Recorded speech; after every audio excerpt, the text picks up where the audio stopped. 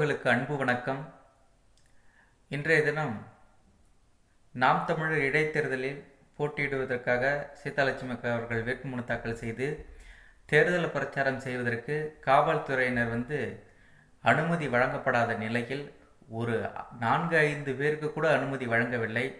காரணம் என்ன சொல்கிறார் என்று சொன்னால், கூட்ட நெரிசல், போக்குவரத்து குளறுபடியாகும் என்று சொல்லி நாம் தமிழர்கள் துண்டறிக்கை கொடுப்பதற்கு கூட இந்த விடியா திமுக அரசு அனுமதி வழங்கவில்லை. இதிலிருந்து என்ன தெரியுது என்று சொன்னால், நாம் தமிழிலிருந்து பல நிர்வாகிகள் விலகுகிறார்கள் என்று சொல்லிக்கொண்டு நாம் தமிழர் கட்சி அடிமட்டத்திற்கு போகுது என்று சொன்னால், ஆனால் நாம் தமிழர் கட்சியுடைய வளர்ச்சி மிக உத்வேகத்தில் இருப்பதை அறிந்து கொண்டு நாம் தமிழர் கட்சியினுடைய வளர்ச்சியை எப்படியாவது அடக்கி ஆள வேண்டும் என்று இவ்வாறு அவர்கள் அதிகாரத்தை கையில் வைத்துக்கொண்டு இவ்வாறு நடந்து கொண்டிருக்கின்றார்கள்.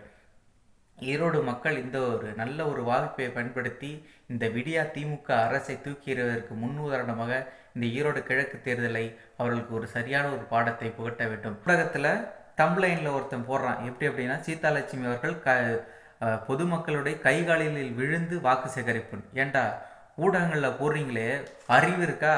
திமுக காரன் காசை கொடுத்து பிச்சை எடுக்கிறான்னு போடுங்க. அந்த மாதிரி செய்தி போடுறீங்களா?